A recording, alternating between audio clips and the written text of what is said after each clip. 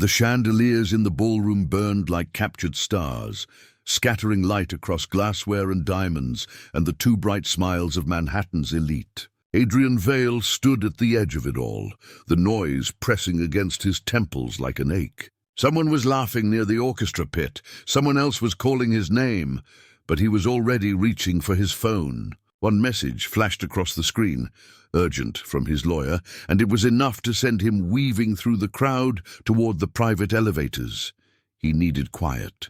Just 5 minutes of silence. The elevator doors opened to the top floor, where the gala suites overlooked Central Park.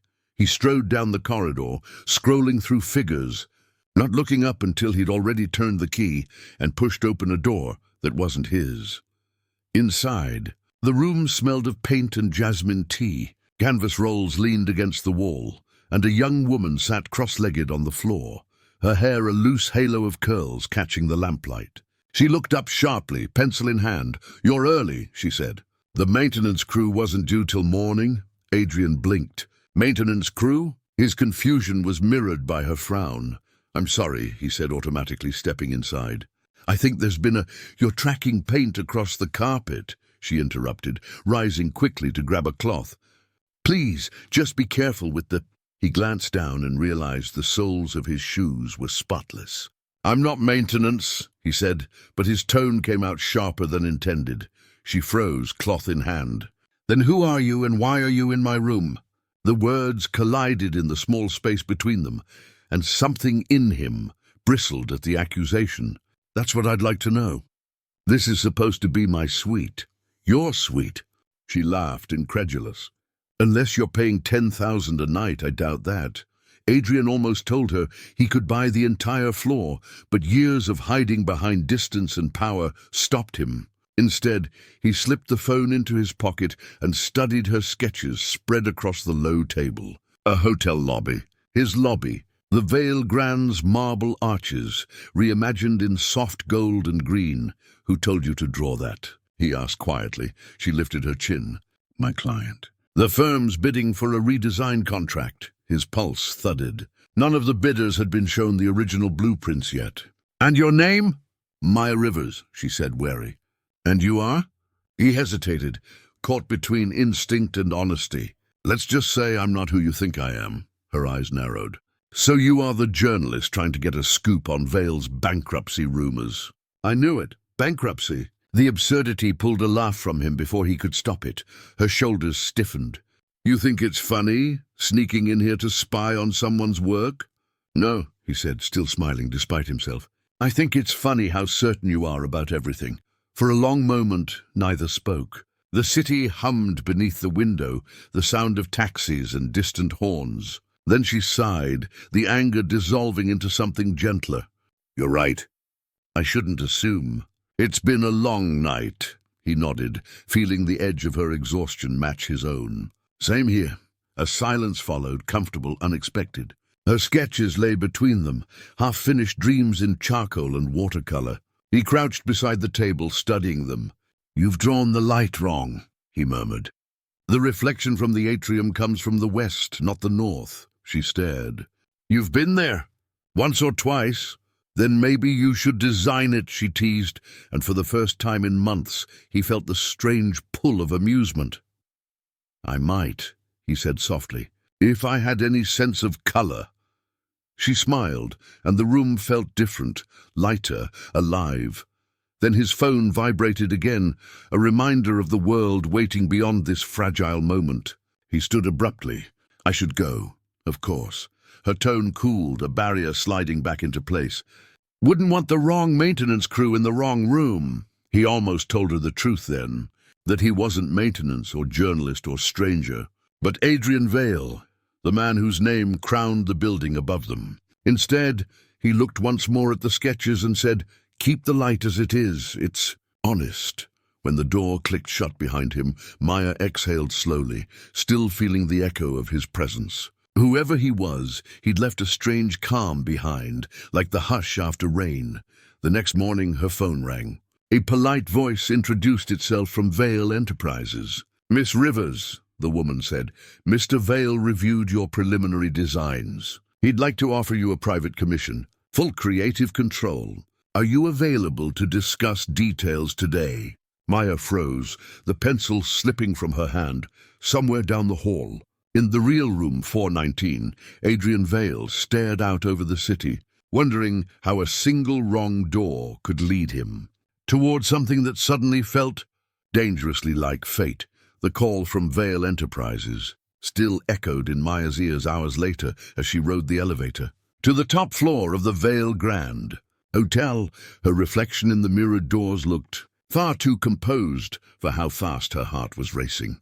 She had not slept, not really. She kept seeing the stranger's face from last night, hearing his voice, the way he had said the word honest, like it meant more than lighting direction. When the doors opened, a tall assistant guided her down a quiet hallway, lined with polished wood and soft lights. At the end stood a man in a tailored suit, his back to her, gazing through the floor-to-ceiling window at the skyline. The assistant excused herself, and the man turned. "Miss Rivers," he said with a measured calm. "Thank you for coming." Maya froze. It was him. The man from room 417. Only now, no confusion, no casual clothes. Power wrapped around him like invisible armor. "You," she breathed. "You're the one who entered the wrong room," Adrian finished gently. "Yes, I owe you an apology." Her pulse stumbled. "You're Adrian Vale." "I am. And I'd like to make this right." He led her into the conference room, where large sketches of the hotel's upcoming expansion covered the walls. "I reviewed your work," he said. "You saw something no one else did. Warmth in a place designed for distance. I want that." She tried to steady her voice. "So this offer is real?" "Very real. Full creative control, complete credit." He hesitated. "And my word that you'll never again be surprised by my presence." Her instinct told her to walk away, to keep her dignity intact. But another voice whispered that maybe this was the door her struggling career had been waiting for. She accepted the contract. For the next few weeks, they worked side by side. Adrian was all precision and quiet restraint. Maya was color, motion, and bold ideas. Their arguments were legendary among the staff. Her wanting plants and sunlight, him demanding marble and symmetry. But behind every clash was an undercurrent neither could ignore. One evening, they stayed late reviewing fabric swatches. The city outside the tall windows glowed in gold and blue. Maya reached across the table at the same moment he did, their fingers brushing. The touch lingered, charged, until he pulled back sharply. "This can't happen," he said, voice low. "What can't?" she asked, even though she already knew. "This," he said, gesturing between them. "I hired you for your work. Anything else would complicate everything." His tone was final, but his eyes betrayed him. There was longing there, restrained but unmistakable. Maya swallowed the ache rising in her throat. "You think feelings can be scheduled like meetings?" He turned away, staring at the skyline. "Feelings destroy people. I've seen it." She gathered her sketches quietly. "Then maybe you've only seen the wrong kind." That night, as she left the hotel, rain began to fall, soft, relentless. She looked up toward the penthouse lights far above, wondering if he was watching the same storm. He was. Adrian stood by the window, the memory of her words repeating in his mind. The wrong kind. They struck something deep, something he thought was long dead. He reached for the old photograph on his desk, the one of his late fiancée smiling in front of a half-built hotel. The past pressed down like stone. Love had once cost him everything, and he could not let it happen again. But when he closed his eyes, it was not the ghost from the photograph he saw. It was Maya's face, lit by candlelight, and the impossible thought that maybe the wrong door had opened exactly where fate wanted it to. The days that followed carried a strange electricity through the Vale Grand Hotel. The renovation was in full swing, and the air smelled of paint dust and new beginnings. Maya moved through the site with her sketchpad in hand, giving orders to contractors, while her heart thudded faster every time Adrian appeared. He never touched her, rarely smiled, but his eyes followed her in ways that words could not. One evening, she stayed late finalizing the lighting designs. The halls were quiet, her pencil scratching softly against paper. Then the lights flickered once, twice, before cutting out completely. The hotel plunged into darkness. Maya froze, the silence heavy and complete. She fumbled for her phone, but before she could turn on the flashlight, a deep voice spoke from the doorway. "You shouldn't be here this late." Her pulse jumped. Adrian stepped out of the shadows, his face half lit by the emergency lights. "The storm cut power," he said. "You're working alone again." "I like the quiet," she replied, trying to sound steady. "It helps me think." He took a slow step closer. "It also makes you vulnerable. These upper floors are under construction. No cameras yet." "Then it's a good thing you're here," she said with a nervous smile, but he didn't smile back. His eyes looked darker, weighed down by something deeper than fatigue. "You really don't understand who you're working for, do you?" She frowned. "You're the client. The one who gave me a chance when no one else would. I'm the man everyone wants to destroy," he said quietly. "This hotel is more than a building. It's the last piece of an empire that people are desperate to take from me. Why are you telling me this?" she asked, her voice softer now. "Because I don't know who to trust anymore."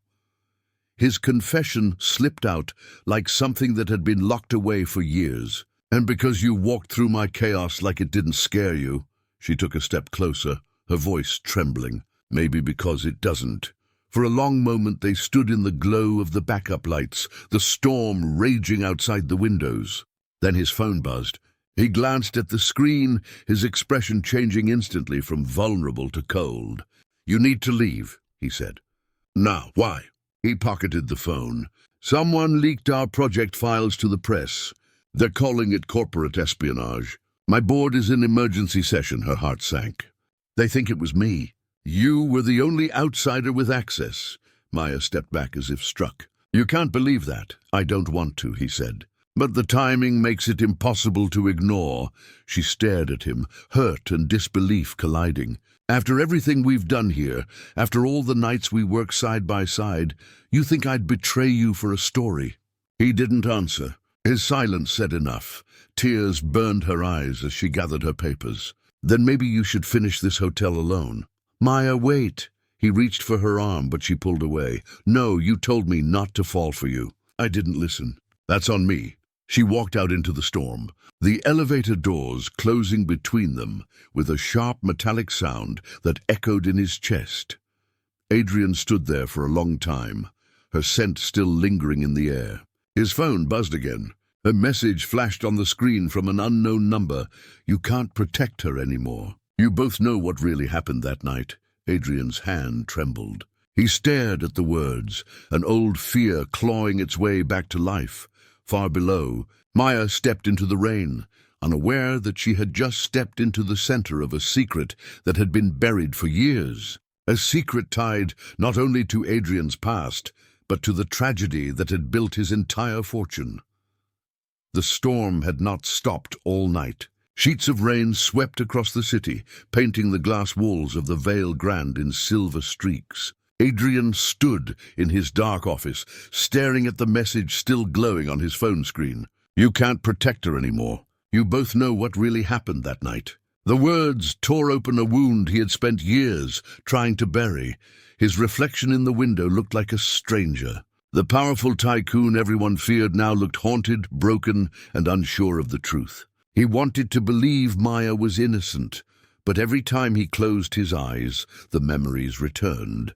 The crash, the broken glass, the sirens. His fiancée's voice fading into silence. The guilt that had turned his heart into stone. Down in her small apartment, Maya sat on her couch surrounded by unfinished sketches. The television blared with breaking news about a leaked design scandal connected to the Vale Grand. Her name was mentioned twice. She switched it off, heart pounding.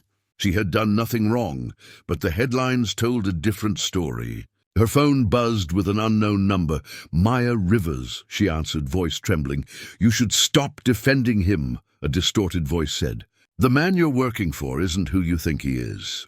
Check the police archives from 5 years ago. Look up the Vale accident." The call ended before she could respond. Confusion turned to fear. She grabbed her laptop and searched the name. The first headline hit like a blow. "Car crash kills socialite Clara Moore Vale. Fiancé and hotel heir survives. No charges filed." She stared at the photo attached to the article. Adrian younger, his face covered in blood and grief. Her throat tightened. The next morning she went back to the hotel. The rain had stopped, but the air still felt heavy. She walked straight into Adrian's office. He looked up, startled, his tie loosened and his eyes rimmed with sleeplessness. "You lied to me," she said. He didn't answer immediately. "You went digging." "I had to. People are calling me a thief, and you're the only one who can stop it. But instead of defending me, you disappeared. Maya, it's not that simple." "It is simple," she said, stepping closer. "Either you trust me or you don't." His jaw tightened. "Trust is dangerous. Everyone I've ever trusted has used it against me. I'm not them," she said softly. "You keep punishing yourself for something that wasn't your fault." His voice broke. "You don't know what happened that night? Then tell me." He looked at her for a long time, then finally spoke. "Clara wasn't just my fiancée. She was the one who helped me build this empire. But she had secrets, debt, enemies. That night she got a call from someone threatening to expose her if I didn't sell part of the hotel. She drove off in the storm. I went after her. The car skidded on the bridge. She died in my arms. The police called it an accident. But someone sent me a photo afterward. A photo from the crash scene that no one else could have taken." "Who?" "I don't know," he said, his eyes haunted. "But that message last night, it was from the same number." Maya sank into the chair opposite him. "Then whoever it is, they're not after you anymore. They're after both of us." Before he could respond, the lights flickered again. Adrian's security chief burst in. "Sir, we have a problem."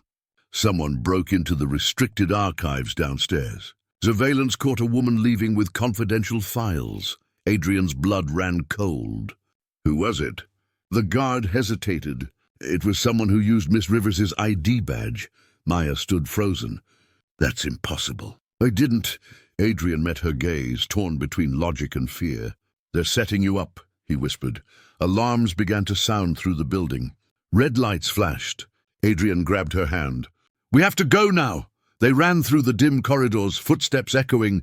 Behind them, guards shouted orders, the chaos rising like a storm reborn. When they reached the service exit, Maya turned to him, breathless. "Adrian, who would do this?" He opened the emergency door, rain spraying against his face. "The same people who destroyed Clara," he said. "And they're not finished with me yet." As thunder cracked above them, Maya realized the truth hit harder than any storm. The wrong door she had walked through that night had not just changed her life, it had opened a path into the heart of a dangerous secret that someone would kill to keep buried. The rain had turned to mist by morning, but the city still felt heavy, as if it too carried the weight of what had happened. Adrian drove through empty streets long before dawn, his jaw set tight and his hands gripping the wheel like the road itself might betray him. He kept glancing at the mirror, afraid of the black car that had been following since the night before. When he pulled into the underground parking garage of an old warehouse, the other car passed by and vanished into the fog. Inside, the dim warehouse his mother's trusted. Lawyer Walter waited beside a metal table scattered with old files. Adrian's voice was low but sharp. "We were hacked from the inside. They planted evidence to make Maya look guilty." Walter nodded grimly. "Whoever is doing this knows everything about the Vale Grand, its finances, its history, even the sealed police files from the accident." Adrian froze. Those files were supposed to be locked forever. Meanwhile, Maya sat in her apartment, still shaken by the chaos of the night. Her phone had been confiscated by hotel security, and the media was already spinning stories about corporate theft. She couldn't reach Adrian and didn't know if she should even try. Then a small envelope slid under her door. No name, no address. Inside was a single photo. Adrian's late fiancée, Clara, standing beside a car with the same logo as the construction company Maya had been working with on the renovation. On the back of the photo was a date and one word written in red ink: truth. Her heart pounded. Whoever sent it wanted her to dig deeper. She packed her sketches and drove straight to the hotel to find Adrian. At the warehouse, Adrian was staring at a file labeled Clara Moore Vale Confidential Accident Report. Walter placed a faded document in front of him. "This was hidden by your father's legal team. The car's brakes were tampered with." Someone wanted her dead. Adrian's breath caught. Then his phone rang. It was Maya. Before he could speak, her voice came through trembling. "I found something." Clara was linked to the construction company working on the hotel. "The same company funding your renovation. I think someone is using me to finish what they started." Adrian's blood ran cold. "Get out of there now," he said. But it was too late. From her end, she heard the echo of footsteps in the hall outside her office. The door handle turned slowly. She whispered his name, but the line went dead.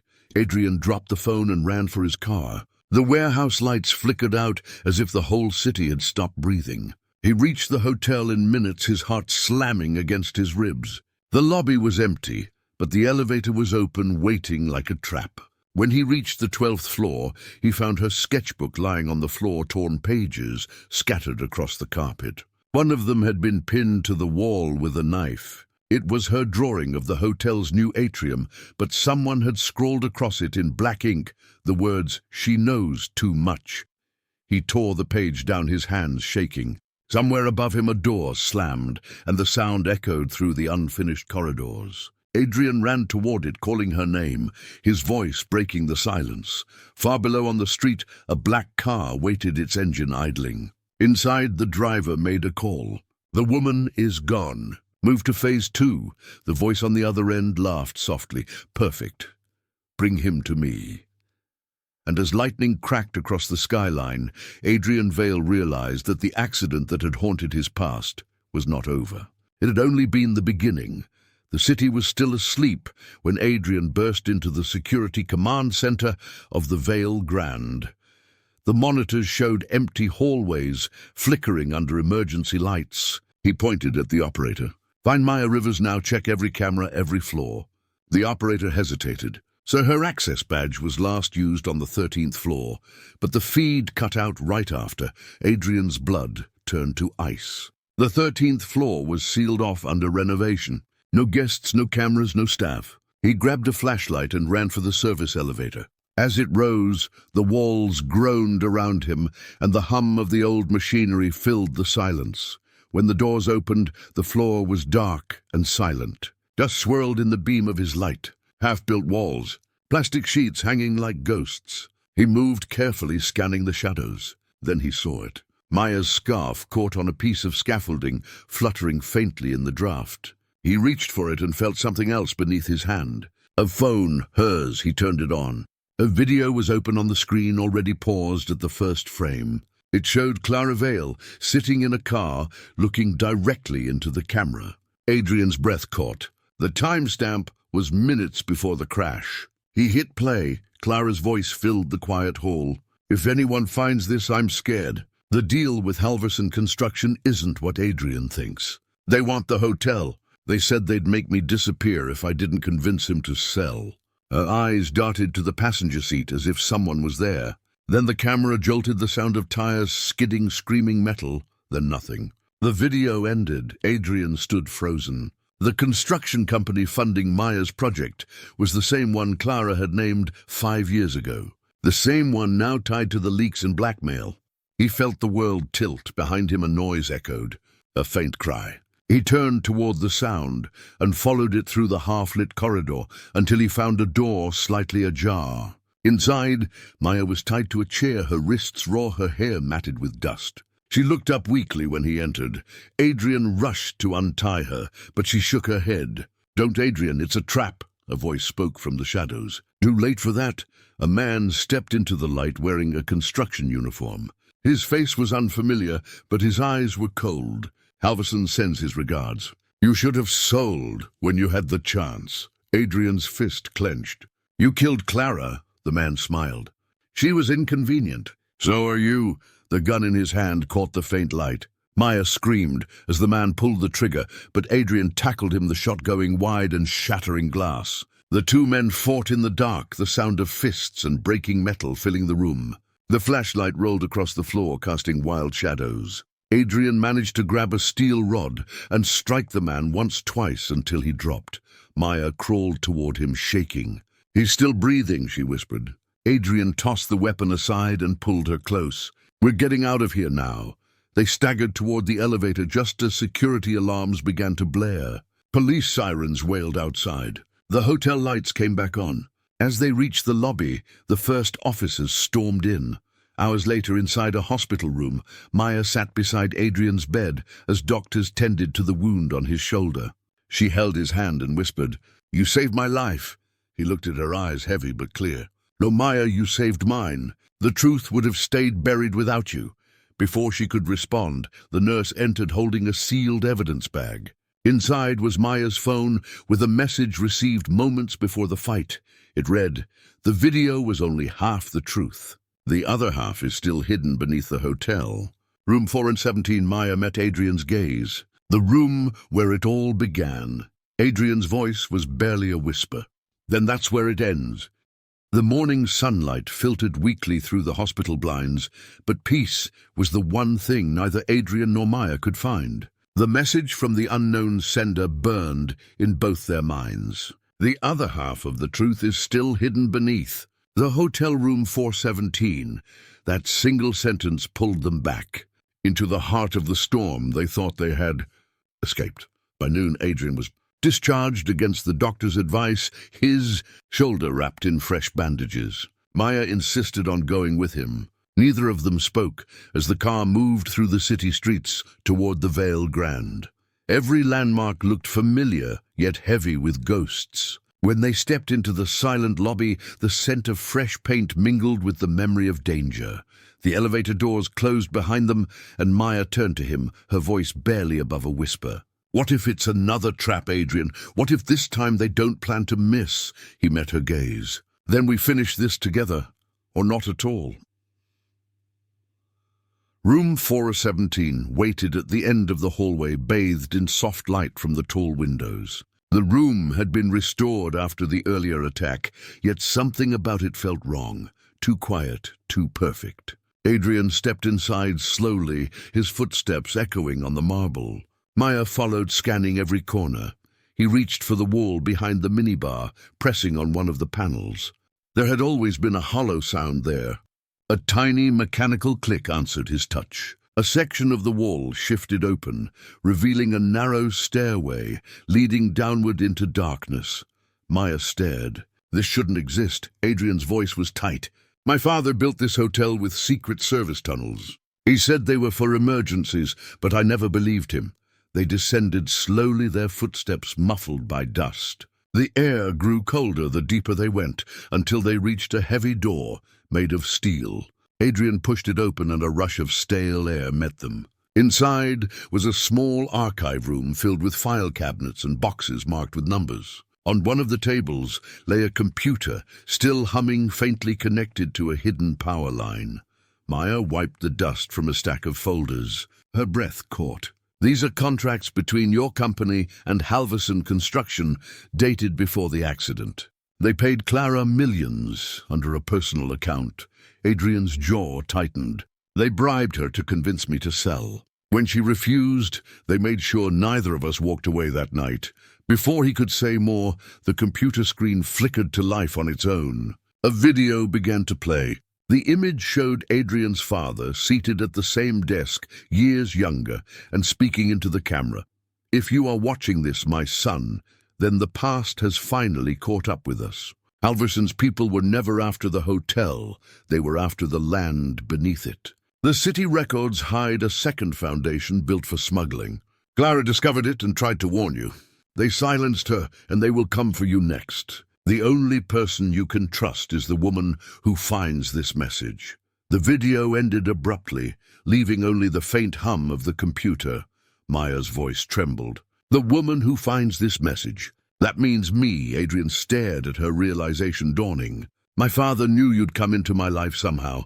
Before they could speak further, the door above slammed shut. Heavy footsteps echoed down the stairwell. Adrian grabbed Maya's hand, pulling her behind one of the cabinets, just as two men entered dressed in black with silenced weapons drawn. "Search everything," the first one ordered. "If they found the vault, they found the files. No witnesses this time." Maya's breath came fast and shallow. Adrian squeezed her hand, steadying her. When the men moved deeper into the room, Adrian lunged, striking one from behind. The other fired a shot that shattered a light bulb, plunging the room into darkness. Sparks flashed. Maya grabbed a fallen flashlight and swung it hard, catching the attacker across the face. He dropped instantly. The silence that followed was deafening, except for the pounding of their hearts. Adrian pulled her close, his voice hoarse. "You just saved us again." Masha looked toward the glowing screen, where the last frame of his father's recording still lingered. "We're not done yet," she said. "There's something beneath this hotel that everyone's willing to kill for, and now we're the only ones who know it exists." Adrian looked toward the stairwell, where faint sirens could now be heard in the distance. "Then we dig deeper," he said. "But this time we don't stop until every secret buried under this hotel finally sees the light." The night had fallen again by the time. Adrian and Maya emerged from the hidden archive there, clothes covered in dust, their minds burning, with the discovery of Adrian's father's message. Outside the corridor was silent, but the hotel no longer felt like theirs. It felt watched. Every flickering light and every faint echo seemed to follow their movements. Maya clutched the hard drive she had pulled from the computer. Inside, it were files that could destroy Halverson Construction and expose the criminal network behind the Vale Empire. Adrian knew it was proof, but it was also a death sentence if the wrong hands reached it first. "We have to take this to the police," Maya whispered. He shook his head. "Not yet. We don't know who's working with them. My father said they had people everywhere. Until we're sure no one can see this." They slipped out through the service exit into the rain-soaked alley behind the hotel. Adrian's car was parked nearby, but when he clicked the remote, the headlights didn't flash. He froze. Someone had tampered with it. A shadow moved behind the dumpster. "Run!" he hissed. They sprinted down the alley as bullets shattered puddles at their feet. The sound echoed through the narrow space. Maya ducked behind a stack of crates, clutching the hard drive to her chest. Adrian pulled her close as a black SUV screeched to a halt, blocking the exit. The driver stepped out, a tall man in a grey suit, his face calm, his voice colder than the rain. "Adrian Vale. He said you should have stayed buried with your ghosts." "Halverson," Adrian muttered. The man smiled. "So you do remember me?" Adrian stepped forward, his fists clenched. "You killed Clara. You framed Maya. You destroyed everything my family built." Halverson's smile didn't falter. "Your father built an empire on lies and smuggling. I simply inherited what he stole. Now you've gone and dug up things better left forgotten." Maya raised her voice over the storm. "You killed innocent people for money. That's not inheritance, that's rot." Halverson turned to her with a look that chilled her blood. "You're brave, Miss Rivers. Brave enough to die for a man who barely knew how to live." He raised his gun. Before he could pull the trigger, sirens wailed in the distance. Halverson's eyes narrowed. He fired once, missing by inches, then jumped back into the SUV. It roared away, disappearing into the night. Adrian grabbed Maya's hand. "Come on, we can't stay here." They ran through the rain to the train station 2 blocks away, ducking under the awning of an abandoned platform. Adrian paced while Maya tried to catch her breath. "He's not going to stop," she said. "He'll keep coming until we're dead. Then we stop him first," Adrian replied. "We have everything we need. The hard drive ties him to every illegal deal, every death. But we need someone powerful enough to release it safely. Someone the press can't silence." Maya looked at him. "Who do you trust?" He hesitated. "My mother. She built her own foundation after my father died. She knows how to fight people like him. If we get to her, we have a chance." Before dawn, they reached the outskirts of the city, where Margaret Vale's estate sat surrounded by high stone walls and forest. Security lights glowed softly as they approached the gate. Adrian called her from the intercom. "Mother, it's me. I need to see you now." A pause. Then her voice came through, calm but trembling. "Adrian, where are you? We're at the gate. Please just let us in." The gates opened slowly. They drove through and parked near the grand entrance. Margaret waited on the porch wearing a heavy coat, her silver hair gleaming under the light. She rushed forward and embraced her son, then looked at Maya with kind, wary eyes. "You're the designer he risked everything for," she said quietly. "You must be extraordinary. We found something," Maya said, holding out the hard drive. "Your husband left a message before he died. It changes everything." Margaret's eyes darkened as she took the drive. "You don't know what you've uncovered, do you?" Before either of them could answer, the lights around the house flickered. Then a gunshot cracked through the air, shattering the quiet. Margaret gasped and dropped the hard drive as glass exploded behind her. "Get down!" Adrian shouted, pulling her to the ground. Maya grabbed the drive, crawling toward the nearest cover as more shots rang out. Through the trees, they could see figures moving fast, black masks glinting in the moonlight. Adrian helped his mother to her feet. "We need to move now." Margaret's voice was fierce despite the fear. "They're here for that drive. There's a safe room in the cellar. Go." "I'll hold them off." "No," Adrian said, gripping her arm. "I'm not leaving you." She looked at him with eyes full of both pride and pain. "Then don't leave me alone in this house of ghosts. Help me finish what your father started." As the attackers closed in and lightning split the sky above them, the three of them ran into the mansion together, each step echoing with the promise that the final battle for truth had just begun. The mansion trembled with the sound of gunfire and thunder blending into one another until it was impossible to tell which came from the sky and which from the men who wanted them dead. Adrian guided Maya and his mother through the long marble corridor toward the hidden door behind the grand staircase. Every painting seemed to watch them as they ran. Every shadow felt alive. Margaret pressed her hand against the carved wood panel, and the wall opened with a soft, mechanical hiss, revealing a narrow passage leading to the cellar. "Get inside," she said quickly. Maya hesitated. "What about you?" Margaret smiled faintly, the kind of smile that hid fear with courage. "I know every inch of this house better than they do. Go." But before Adrian could argue, the sound of breaking glass echoed from the west wing. He pulled his mother and Maya inside the passage, closing the door behind them just as heavy footsteps thundered across the hallway. In the dark, narrow stairwell, Maya's hand found his. The pressure of her fingers steadied him. She could feel his pulse racing, but his voice when he spoke was calm. "Once we reach the cellar, there's a tunnel that leads out to the forest. My father built it during the first expansion." Margaret moved ahead, her flashlight flickering against the stone walls. It was true, the passage looked ancient, built long before the hotel or even the city. The deeper they went, the colder the air became, until their breath fogged before them. They reached a heavy iron door. Margaret turned the wheel lock and pushed it open, revealing a vast underground room lined with shelves of old records and crates. At the center stood a reinforced vault. Inside that vault, she said, is every document Halverson and his men ever wanted destroyed. Adrian stared at the vault. "You kept this all these years. I promised your father I would protect the truth," she replied. "But now the truth is what's keeping us alive." Before they could reach the vault, an explosion shook the ground. Dust rained from the ceiling. Maya grabbed Adrian's arm. "They found us." He ran to the corner of the cellar where security monitors still flickered to life, showing the upper floors. 3 armed men were moving through the hallways, sweeping each room methodically. Halverson's voice came through one of their radios, calm and cruel. "Find the drive. Bring the boy if you can. Kill the rest." Margaret crossed the room and opened the vault. Inside were files, photographs, and hard drives neatly labeled. She pulled one out and handed it to Adrian. "This one holds the evidence that will end Halverson forever. He killed your father to silence him." Adrian's world tilted. "My father was murdered." Before she could answer, the steel door at the top of the stairs burst open. Gunfire tore through the tunnel. Adrian shoved Maya behind a crate and returned fire using a weapon pulled from the vault. Sparks flew as bullets hit metal.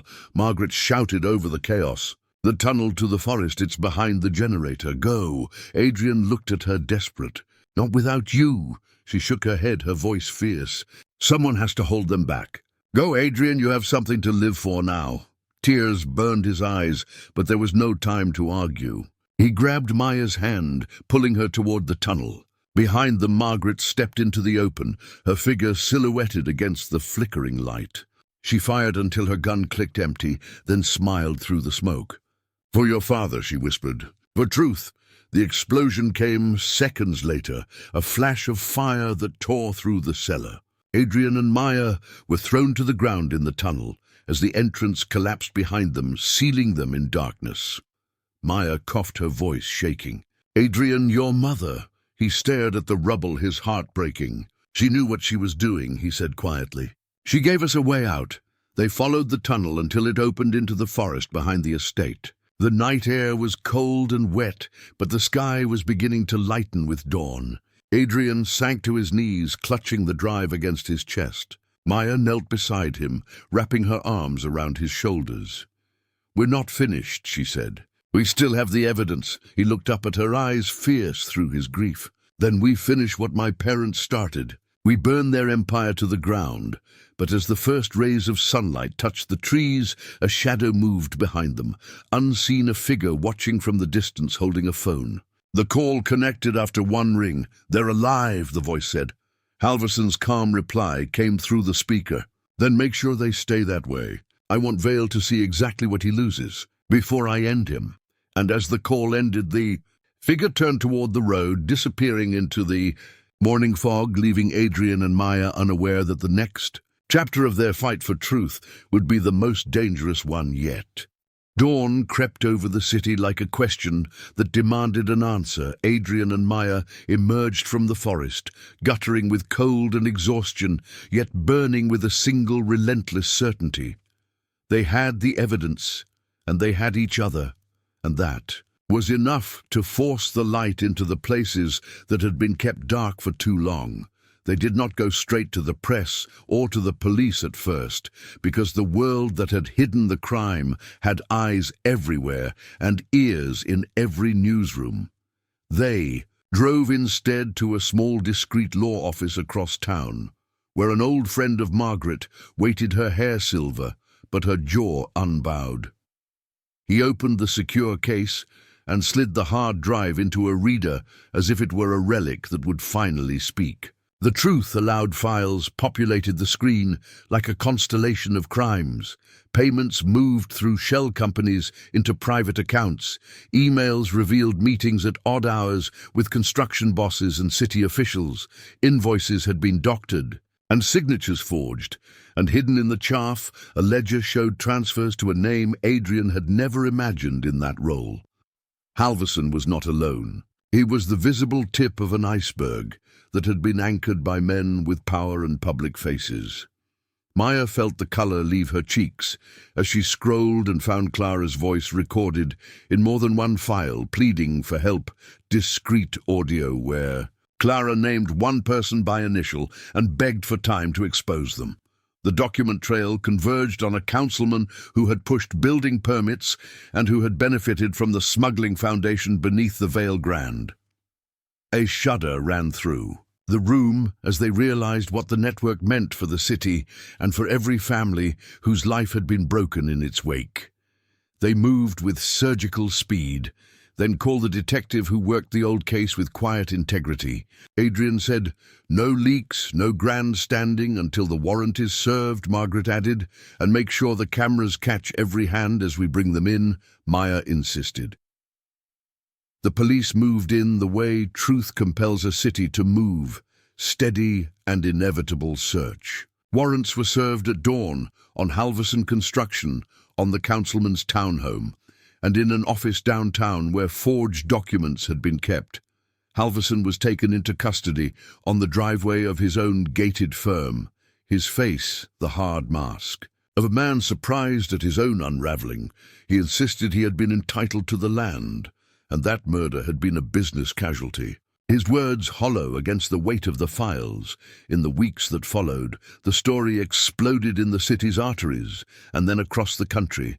Journalists who had once chased rumor now chased facts, and the facts could not be dressed in spin. Courtrooms reopened the old accident file, and new investigators watched the frames of the crash tape in slow motion, where anomalies leapt into clarity.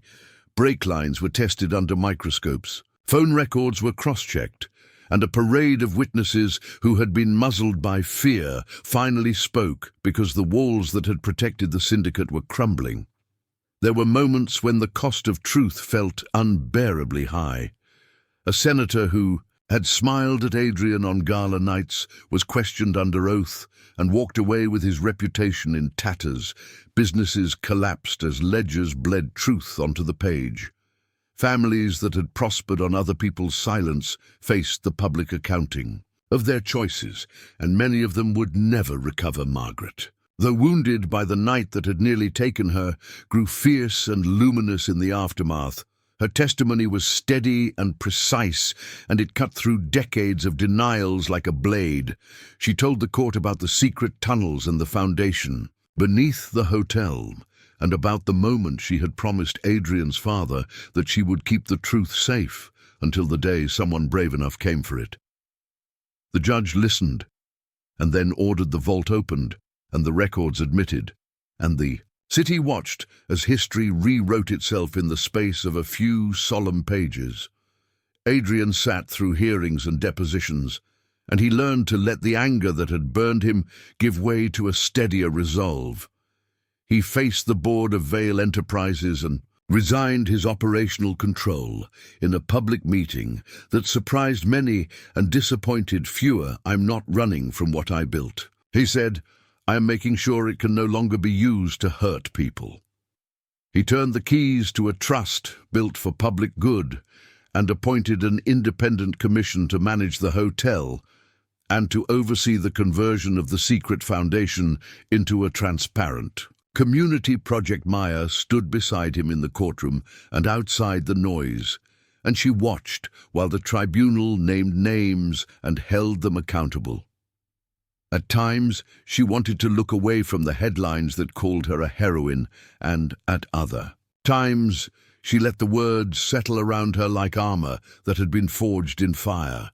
She kept designing rooms and spaces that she believed could heal, and she insisted that every public space in the Vale Grand carry an archive of truth and a memorial to Clara, so that no one would forget the cost of silence.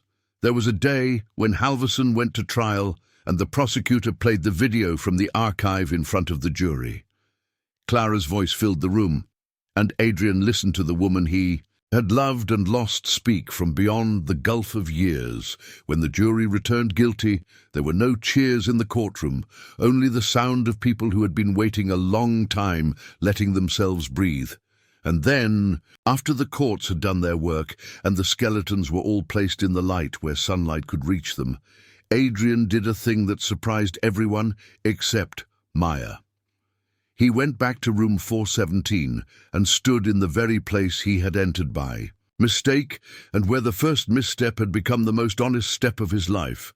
Maya walked in behind him, carrying a small box wrapped in plain paper, and inside it was a key, not to a penthouse, but to a room that would now be Publica Room 4. Listening for memory and for art, they opened the door together, and the space was quiet and soft. They placed on the wall a simple plaque that read in words that they had agreed on silently that night. Love has the strength to reveal truth, and the courage to rebuild what was broken. No fanfare, just the slow, steady turning of pages as visitors came and people read and learned and left with questions in their pockets and answers in their hands. Later in the autumn, they married with the city air cool and the tide of truth still settling. They did it privately with just a few friends, and with Margaret looking on and smiling, and with a prosecutor who had become a friend, and with Nora, the cousin who had painted the first mural in the new atrium. The vows were brief and true, and there was a moment when Adrian took Maya's hand and said to her in a voice that had learned to be brave, "I once entered the wrong room, and now I enter the right life with you." They built a foundation together that supported the children of workers who had been harmed by the scandal, and they reopened the Vale Grand as a space for recovery and art and transparency room. 417 became a center where former employees could tell their stories, where Clara's paintings were restored and hung in a gallery with the name she had never had in life but would have in history. The city did not forget, and neither did those who had been careless in the past. There were sentences and restitution, and a slow mending of trust that moved through neighborhoods, and into the halls of institutions that had once looked the other way.